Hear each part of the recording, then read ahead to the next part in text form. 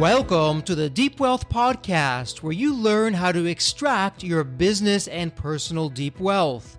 I'm your host, Jeffrey Feldberg. This podcast is brought to you by Deep Wealth and the 90-Day Deep Wealth Experience. When it comes to your business deep wealth, your exit or liquidity event is the most important financial decision of your life. But unfortunately, up to 90% of liquidity events fail. Think about all that time and your hard-earned money wasted. Of the quote-unquote successful liquidity events, most business owners leave 50% to over 100% of the deal value in the buyer's pocket and don't even know it. I should know. I said no to a seven-figure offer and yes to mastering the art and the science of a liquidity event. 2 years later, I said yes to a different buyer with a 9-figure deal. Are you thinking about an exit or liquidity event? Don't become a statistic and make the fatal mistake of believing the skills that built your business are the same ones to sell it. After all, how can you master something you've never done before? Let the 90-Day Deep Wealth Experience and the 9-step roadmap of preparation help you capture the best deal instead of any deal. At the end of this episode, take a moment and hear from business owners like you who went through the Deep Wealth Experience. Carola Sanford is a #1 Amazon best-selling, multiple award-winning author and business educator, summit producer, and podcaster. She is a consistently recognized thought leader working side by side with Fortune 500 and new economy executives in designing and leading systematic business changes and design.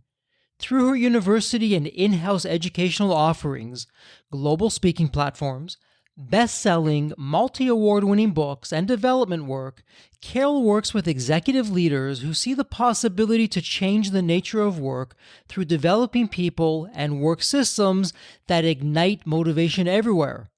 For 4 decades, Carola has worked with great leaders of successful businesses such as Google, DuPont, Intel, P&G, and Seventh Generation, educating them to develop people and ensure a continuous stream of innovation that continually deliver extraordinary outcomes. Carola is the author of The Regenerative Business, The Responsible Entrepreneur, The Responsible Business, The Regenerative Life, and No More Feedback, Cultivate Consciousness at Work. Her books have won over 27 awards and are required reading at leading multiple departments at universities, including Harvard, Stanford, Berkeley, and MIT. Carola also partners with producing executive education through Babson College, Kaospilot in Denmark, University of Washington, and the Lewis Institute at Babson as a Senior Fellow of Social Innovation. For 40 years, she's collaborated with clients to develop people to grow and express their inherent singularity. Google's Food Lab uses her responsible business framework. Welcome to the Deep Wealth Podcast. And did you get a load of that introduction? We are in the presence of an all-star. We have a thought leader, best-selling author, podcaster, someone who is making a difference out there. Maybe some of the companies you haven't heard of. I'll say a company like Google. I don't know if you've heard of that, or DuPont, but that's the caliber of individual that we're working with. So I'm going to stop right there. We have a lot to talk about. Carola, welcome to the Deep Wealth Podcast. There is always a story behind the story. Carola, what's your story? What got you to where you are today? Jeffrey, thanks for inviting me. I listened to some of your other podcasts, and it made me really look forward today because you actually care about the answers. So thank you. So my story is a long one. I just turned 80 years old last week, and so congratulations. I'm going to pick some highlights here. I would say overall, my life about who I am comes from having been a contrarian since I was very young. I had a father who was not a nice man, and he was always within the law, but not good to other humans, including his children. But I had on balance a grandfather who was indigenous, and so he taught me how to live with this person. What a gift to learn how to be non-judgmental about someone who didn't even like you very well, it seemed, because I was always told I wasn't very smart. And of course, that made me want to prove I was. The key to that story was my grandfather taught me a whole different way to see the world. And I realized I already was seeing things no one else saw. So I decided somehow to disagree with people forever, and not out of meanness or not out of just trying to be honoring, but to speak to what people couldn't see. Now, I got a big step on that with meeting Thomas Kuhn, who wrote a book called The Structure of the Scientific Revolution. He introduced all of us to the paradigm shift, and every business owner understands that, because the nature of being a great business and growing it is you can see something no one else can see because you're looking at it a different way. And Thomas Kuhn, I sat in classes with him when I was at UC Berkeley, and he was constantly talking to us about how gradually, but then a kind of big shift would take place in how people saw the world, mostly in science he was talking about. And I asked him, a bunch of us did, how do you help people shift paradigms? Because that's the key to marketing, the key to product development, the key to your life being successful is to get outside of, as we all jokingly say, the box. He said to all of us, that's your job. Starting immediately, I tried to figure out a way for people to actually see the paradigm they were in and what the options were. And by the time I was 27, I was kind of known for disrupting about everything people thought. And I then later created my own first two businesses. One of them I grew large and sold it to a big Fortune 500 company. The other one I sold to individuals. But it made me want to go work with businesses. And I ended up teaching in a business school, the third largest business school in the nation in Silicon Valley, called San Jose State, which most people are surprised at. And I had Intel inside as a part of my group. I met Steve Jobs. I convinced him to send his engineers to a program I was one of 6 faculty in that combined business education, urban systems, and cybernetic systems. Now we call it information technology. But if you came in, you studied all 3 of those, and I was one of the faculty. So Steve agreed, sent 12 engineers the first year, and then did that again. And then eventually it became a part of the program we ran with Apple. And so I've had some extraordinary experiences. And you mentioned Google, DuPont, and working with really big companies is exciting. But the favorite work I've done is with small companies and mid-size, like Seventh Generation, people who have changed the world for the better while they grew a business.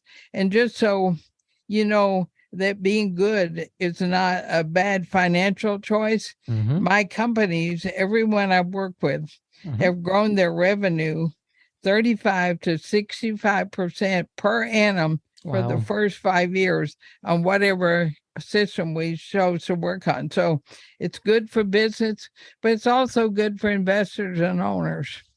So there's how I am, who I am at a top level. Oh my goodness, Carol, there is so much there to unpack. Every one of those could be an episode in and of itself. Love the story going back to the early days with Apple and Steve Jobs and the interactions and just what you're doing. And of course, having 2 businesses that you had an exit from. I mean, that's what we're all here about on Deep Wealth. But let me circle back. You mentioned that you're a contrarian. And for some people, being a contrarian is a pain in the you-know-what for them. But as you're saying that, I was reminded of one of my favorite quotes from Mark Twain. Whenever you find yourself on the side of the majority, it's time to reform, pause, or reflect. And you're so right, Carol, because you have a gift and you found your superpower of being a contrarian, of being able to see things that other people don't see. You've channeled that in the business world to create market disruptions and growth. And at Deep Wealth, that's our step number 1 in our 9-step roadmap, the big picture where we look for inflection points, where the marketplace is changing, what we can do that we're not doing, what we should stop doing, perhaps that we are doing. But I wanted to ask you this, with your whole contrarian look, with your experience as a business owner, You're coming up now, you're creating your 7th book. You've had a run of just incredible bestsellers, and we'll have in the show notes the links. You can point and click to be able to see them. How do you decide to write a book, Carol? And how, for the 7th book that's coming up, how do you pick the topics? Well, let me add one thing to the contrarian that's important to understand in my answer, which is my grandfather said I was a positive contrarian, not a negative one. And what he meant by that was I was always looking, and I call it essence. That's who I am. I was born that way. I was doing it from when I was 6 years old. And what I'm doing when I write a book is I'm seeing something that as I work with people that most people can't yet see. One of my early books about that if you want to do strategy that makes the greatest growth path, don't start from trends. Don't start from what it is that you see as going on the market. Start with the essence of who you are. So with Jeffrey Hollander, and by the way, well, I'll tell you how I end up writing books, but Jeffrey Hollander, and I do this with every CEO I work with, his essence turns out to be transparency and really confronting systemic dissonance. That means somebody who says one thing and do another. He was doing it when he was a kid. He got in trouble with his father, with his whole family. And yet, when we revealed that as a part of the early work we do, we then converted it into everything about his business. He became fully transparent by putting on a box where it's not legally required. And so all the ingredients, that's true in food, you have to do it, but not. And every time they made a mistake, they published it. And people, they became the most trusted company. And people, therefore, would follow their lead with new products. What we did with 7th Generation is created a whole brand around pointing out systemic dissonance and then making sure they were transparent about who they were and became the most trusted brand. Now, I used to try and get the chairman of DuPont. And by the way, all these people write the forwards to my books. The chairman of DuPont, who for one window of time really took on creating a healthy planet, I would go to him, say, would you talk to this client and tell them about your experience with me in this work? He'd say, sure, but why don't you write a book? I'll write the forward. I'll tell people in the book, and then it's available. And I have to talk to one after another. And if you go look at my in print 6 books, everyone has a major leader in the field. It's 2 people, always a man and a woman, always an academician where I'm connected, like Babson College or Harvard, and always a business leader, men and women. And so they all wanted me to put it in a book so that they could share the book with other friends they had. So that's why I ended up writing, because they insisted. And I didn't think of me as a good writer, but I found tons of great editors and people who helped me make it work. So the subject is always about what I think people can't see, the core idea. Like true in my summit, I do every year also. I take an impossible subject that I think people are working on it in a non-regenerative, non-living systems way. Like last year, we did racism. It's a criminal process. It's horrible. All isms, racism, genderism, ageism. And we looked at what's the core behind all of these. How does that happen? And we worked on a totally new way of working using what I'd done in South Africa on racism, where Mandela ended up giving us an award because we were able to restructure work and design out opportunities for people to have undermine one another because they were in a hierarchy. This year, we're going to do the same thing with democracy. So everything I put on, every book I write, is about the fundamental underlying thing that's driving something and why we're working on it the wrong way. And for our listeners, we will have in the show notes a link to the summit so you can check that out and hear what Carol and company have to say about that. And Carol, I'm wondering, as you've worked with leaders from all different walks of life, small businesses, leaders, big businesses, everything else in between. When it comes to change and when it comes to seeing the market disruption or the inflection points, as leaders, why don't we talk with what most leaders are missing in the first place to be able to find those market disruptions that can either put them out of business by the competition, or they can put themselves out of their business so they can go into a bigger business. But where are we missing the mark as business owners? Well, we're using business models which were made popular in business schools. If small businesses, mid-sized ones, may have a deep desire to be different, but they go borrow the old way of thinking, the old way of running a business, the old way of planning, innovating, either some business school or some popular person who wrote a book. And so I wrote one book on why change needs to start in a very different place. And that book is called Indirect Work. And the problem is businesses work on direct work. Now, let me tell you what that means. Albert Einstein said, be careful when you try and create change because you're likely to use the old paradigm you were using to try and create the new solution. And you have to change. Now, most people interpret that as meaning my way, you should use, everybody should use it. And I can tell you what Einstein actually meant, because Edward Teller, who was my professor of physics, studied with Einstein. And the classroom, like I did with Kuhn, asked Einstein what he meant. He said, it's a difference between a billiard ball view of the world and a matrix view. Now, what he meant by that was an image in your mind playing pool, we call it. And you think there are pockets on the table, there are balls on the table, and there's a cue stick and there's me. He said, most of the time, we're thinking like Sir Isaac Newton thought, which was the world has some ideals, the pocket. It has a bunch of people on it, the players, and it can have a cue stick, me, who can move it all. So you get a CEO or a consultant who come in and they try and rearrange where the players are, getting them in pockets. Now, Einstein said that's insane. For one, think how often you really hit the pocket you shoot for.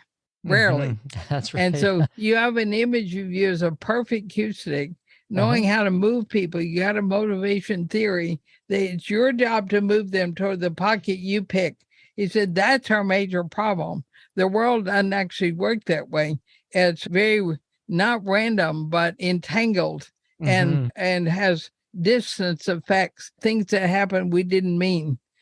What we need is a new paradigm that's like the quantum paradigm, which is like a matrix. So one example, and the movie The Matrix has some of this in it, but what he said is, think about a baby in a womb. You do not work on deciding who that baby will be, what it will look like, how it will grow, what the best you can do. And he was speaking to hopefully of mothers and thinking about this, is create a healthy womb, a healthy matrix. The baby decides. And so he said, until we get over the idea that we can get a perfect plan, a perfect model of change, a perfect way to go after innovation, we will not understand how the world really works. So indirect work said the billiard ball model is the direct way. The matrix model is indirect. And what I mean by that is you grow capability of everyone in your organization. You help them learn to think better, learn to manage themselves better, learn to see the world more systemically, because we nearly do everything directly and shifting. So we work on change from building capability, building culture, building consciousness. All that other stuff arrives. Now, I know people think, oh, it's magic. It's a hell of a lot of work to build the capacity for people to think with precision, systemically, in a way that they can see different levels of work. If you quit trying to find the edge, going out there and looking, and then moving everybody toward it, instead, teach all your people to think systemically, to think from a more whole framework. you're going to get there in a much faster, more certain way.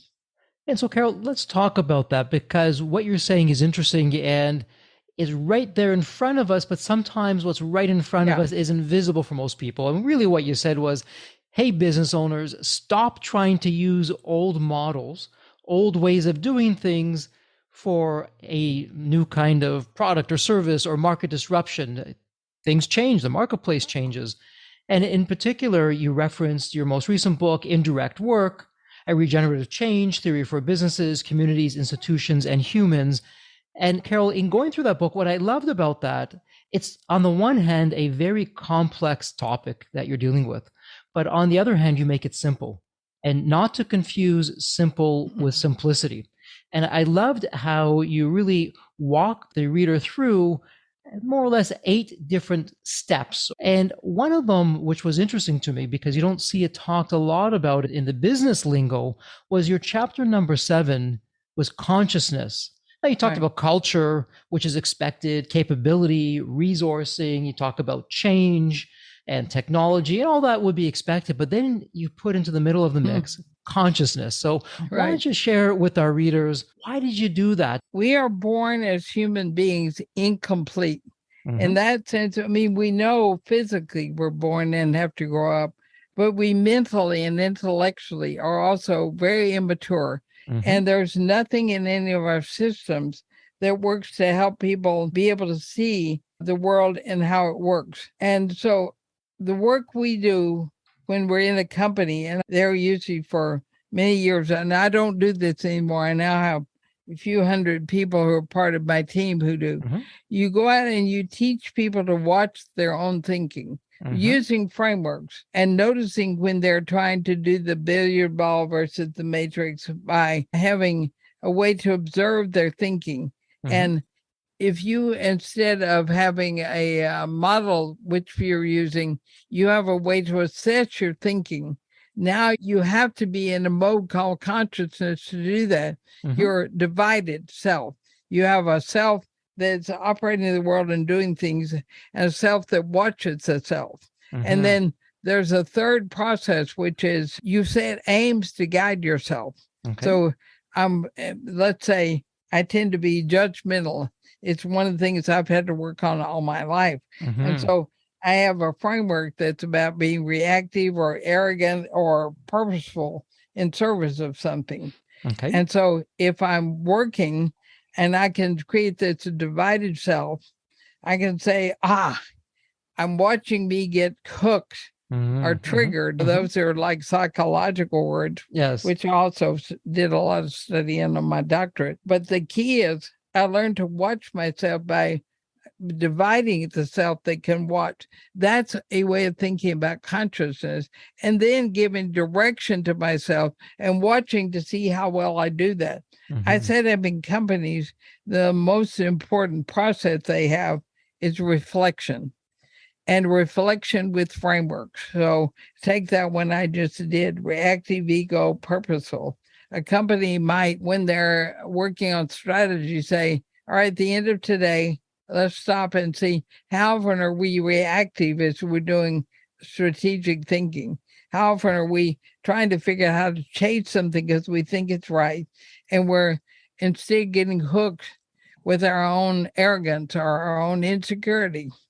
And the group talks about it and say, what is our aim? Now that's another level of consciousness. I can see me in terms of my behavior, but I can direct myself.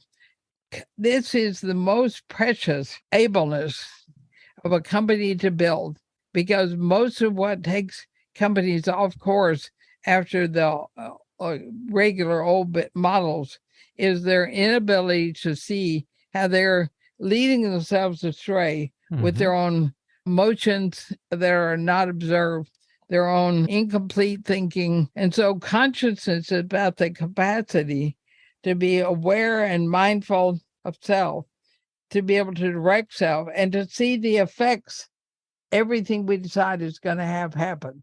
Now you're not at the risk of whatever's changing and all the uncertainty.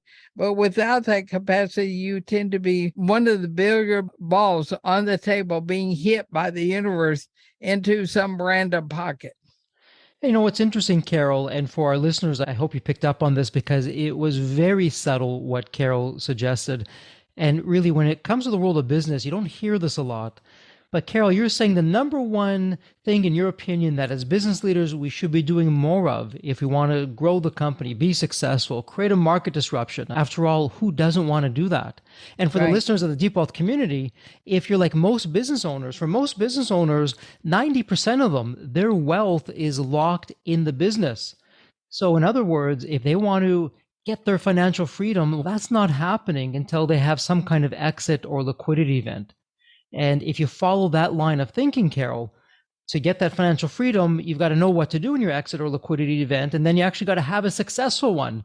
90% of liquidity events fail. And for business owners that are having a liquidity event, they're leaving 50% to over 100% in the buyer's pocket. So not good news. But at the heart of a successful liquidity event is a company that's growing. And if I heard you correctly, Carol, what you're suggesting is on the art side of the business side, which is really, when it comes to business, you're saying reflective time, taking time out, thinking, reflecting what's going on. And as business leaders, we're not doing enough of that. And so for our listeners, if you're saying, Carol, okay, I hear you, but that sounds, I don't know, a little bit out there. Again, let's remember who we're dealing with. Carol, who's dealt with the Steve Jobs of the world, with Apple and DuPont and Google and all these Fortune 10, Fortune 100, Fortune 500 companies. She knows what she's talking about, and she's been in the trenches with that. So, Carol, reflection, that is the rocket fuel for success. Reflection with a framework. This is really important. And it's not once in a while. It's not take time out every 3 months. It's several times a day. I suggest that when people walk into a meeting, they talk about where's my state of being? And everyone, you don't have to talk about it out loud. Just asking that question, people notice, well, I'm in kind of a low energy level, and noticing that will move me. Now, when we're getting ready to leave, you ask what moves, what changed, what evolved. Never reflect on what's right, wrong, good and bad, or polar opposite, because that'll keep you stuck. Reflection with the framework about how you're moving, how you're evolving, how you're growing, how you're changing, because this builds the neural network to see yourself as an evolving being. And it should never a day go by. Every night in my journal, reflect on, like you asked me when we first got on, how's your day been so far? Tonight, we'll really look at that in depth. With a framework like reactive, ego, purposeful, I mentioned, I will ask what's my aim for today. So I'm getting a call with you. What's my aim in this podcast? And my aim for today, having gone and listened to your interviews, was be connected, really connect to what Jeffrey's asking, because I can sometimes wander around and go after an unfocused thing, but you're such a good person at asking questions. It gave me a way to aim me. So that's what reflection does for you. It brings you fully present to what you've been doing, how you're going, where you're going next, not whether you're good or bad, or get rid of all that judgmental stuff. And I love what you're saying there. So it's not just any reflection like you do in a SWOT analysis. What are we doing right? No. What are we doing wrong? Don't do that. Put that off to the side. And really, it's momentum. How are we moving? Are we moving forward? Just that kind of reflection that's very different, Carol, with what you're putting out there. It's actually refreshing to hear that. My work is built on 3 sources. Indigenous teachings from my grandfather, and also from other wise teachers like Socrates. These are ideas. I didn't create anything I do, nothing, zero. Everything I have came from the most ancient, most successful track record of change. They come out of quantum theory, lineage teachers, and indigenous wisdom. And I had the good sense to listen. And you know what? That's so refreshing to hear that, hey, this isn't just really from me. I'm standing on the shoulders of giants. Here's who they are, and you name them. And for all the listeners out there, are you following Carol's lead? Are you trying to invent the wheel yourself? Or are you smart enough to say, you know what? who else is out there that I can learn from, that I can leverage from? And you have one immediate takeaway coming out of here from what Carol was sharing, of reflection in a framework of how you're moving forward, which she just shared with us is based on proven things for over thousands of years. If you're going back that far, Carol, with what you've done and what you've said, if I can ask, and maybe we can get a little bit of a sneak peek here, Carol, for your seventh book. The sixth book was a game changer, and what you've done and just that framework and how you simplified it. What's going on with your seventh book? Are you able to share that with us? Yeah, you bet. I'm going to talk about the major foundational theory we have that's undermining everything we do. Started 100 years ago with behaviorism. The title is No More Gold Stars. If you do anything that's about rewards, recognition, feedback, you're on the billiard ball table trying to get people in the pockets you chose.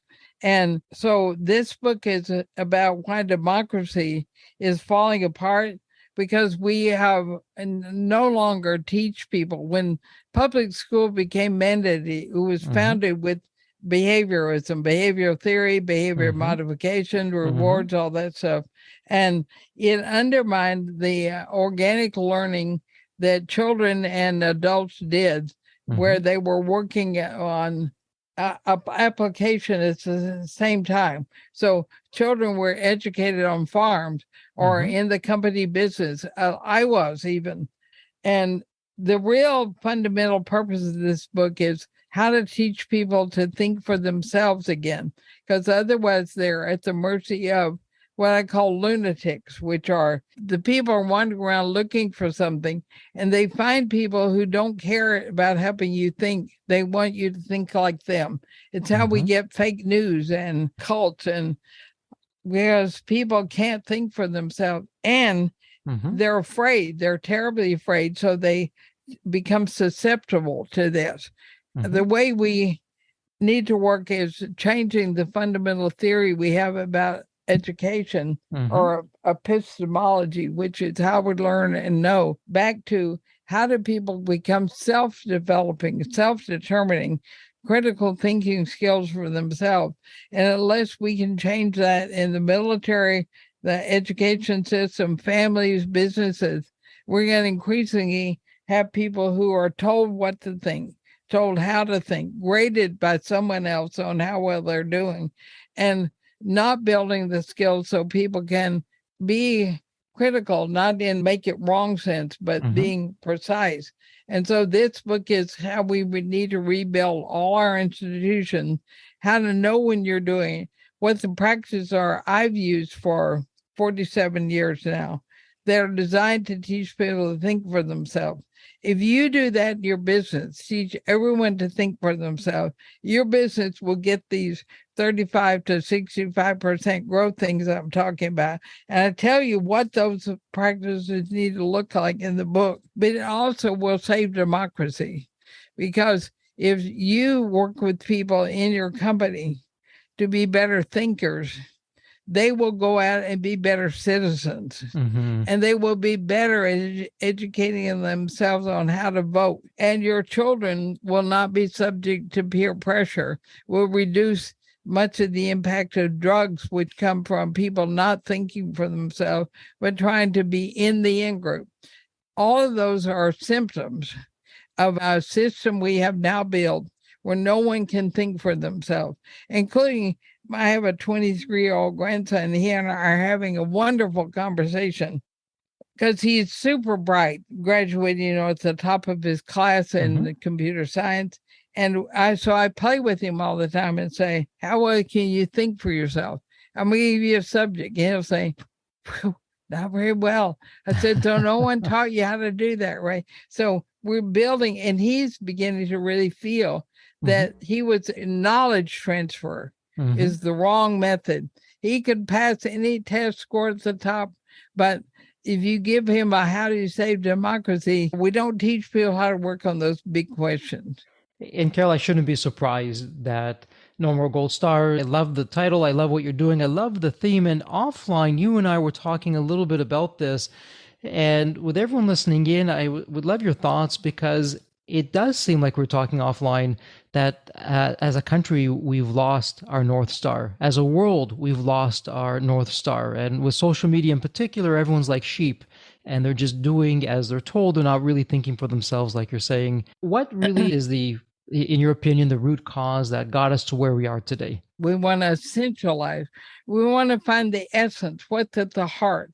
And when that started was in 1900, when the Industrial Revolution built companies and people moved on farms to having factory farming and no jobs, no ownership of land.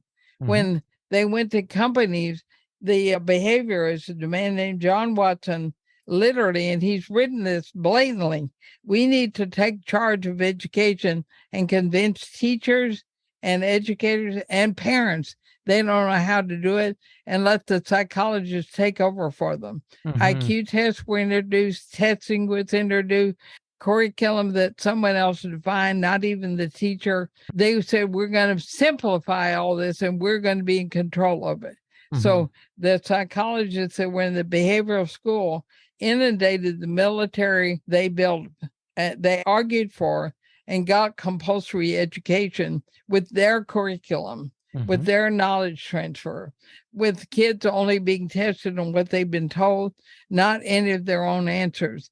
And even dissertations, which I argued against in my dissertation, were built only on the existing accepted ideas. You had to always have something that you were building on, not your own thinking. So when the Industrial Revolution changed education, and psychology did, we have now had 120 years, people undermining people's ability to think, and we got to change that. And you know what's interesting, as business owners, in my books, we make the world go round. We find these painful problems and we solve them. And I really like how you're approaching this. And by the way, essentializing instead of simplifying, I like that. I'm going to borrow that word from you if that's okay. Absolutely. It's not my word. And really with your book and with the summit, you're putting it back out there. And if you can think about the possibilities as business owners, when we can think for ourselves, when we can have our team think for themselves, wow, that's where the magic happens. And where we can differentiate ourselves and we can find those marketplace inflections, jump on it, make a difference. And you're talking about the high levels of growth. Well, there you have it. So well said. And we'll look forward to the book. When's that going to be coming out? It'll be mid-2023. Okay. So not too far, just around the corner. Yeah. And we also have your upcoming summit in about a month's time. And so we'll have this podcast air just before that, and people can get a link and become a participant in that and learn from that. Carol, honestly, I could take us down so many rabbit holes here and would have such enjoyment doing that. We're starting to run up against some time pressures. So perhaps this can be a rain check, Carol, where we can have you back and talk about more insights and just these terrific mind-shifting changes that you've found, that you've implemented, that we can get out there to more people so that they can make a difference in their businesses. But why don't we start to wrap things up? It's a fun thought experiment. And I really mean it when I say I've had the privilege of every guest who comes onto the Deep Wealth podcast to ask this. So let me set this up for you and then I'll ask the question. Okay. I'd like you to think about the movie Back to the Future. And in the movie, you have this magical DeLorean car that will take you to any point in time.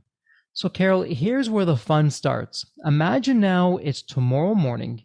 You look outside your window, you see this DeLorean car curbside.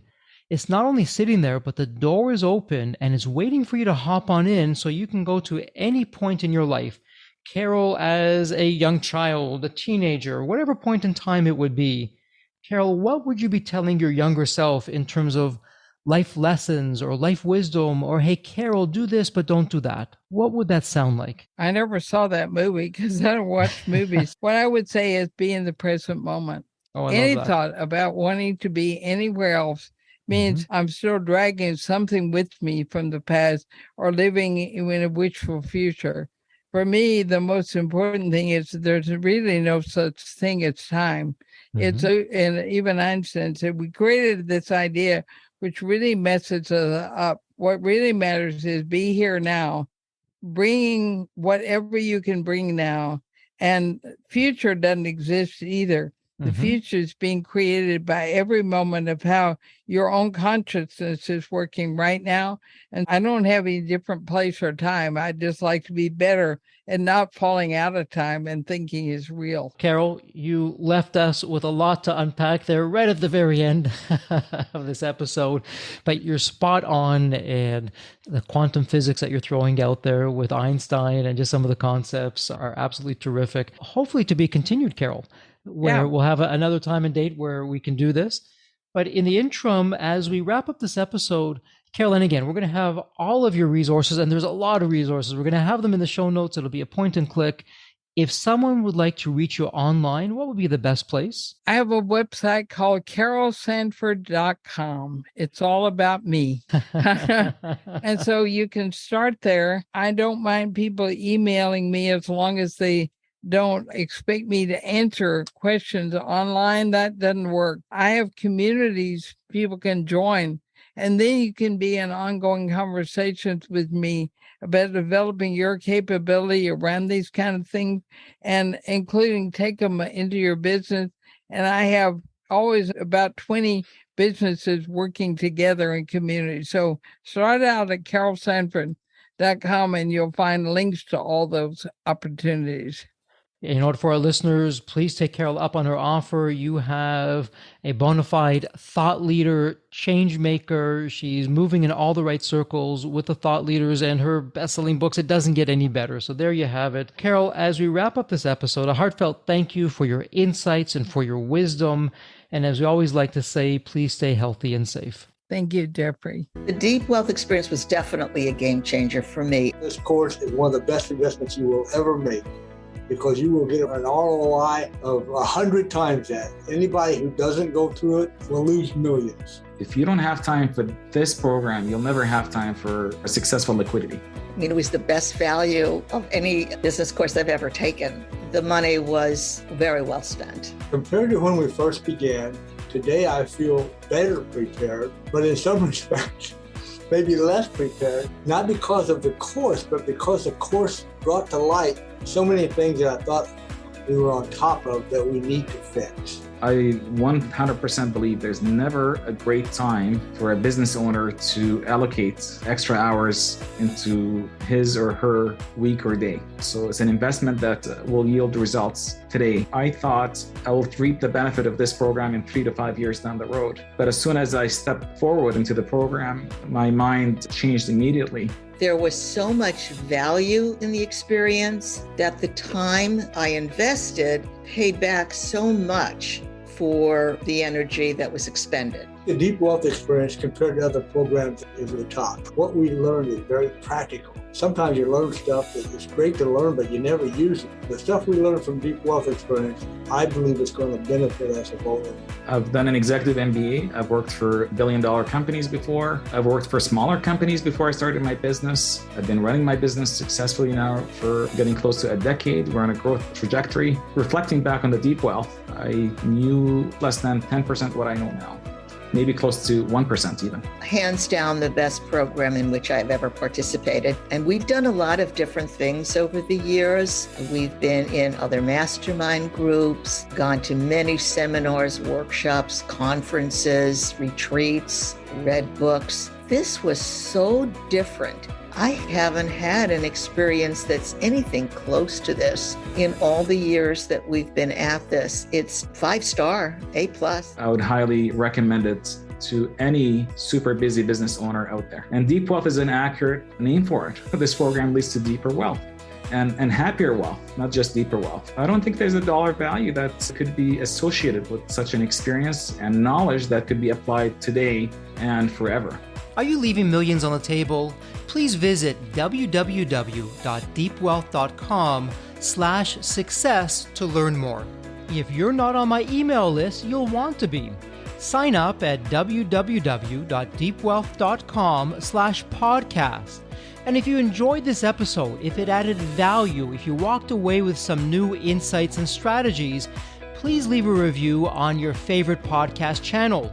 Reviews help us reach new listeners, grow the show, and continue to create content that you'll enjoy. And as we wrap up this episode, as always, please stay healthy and safe.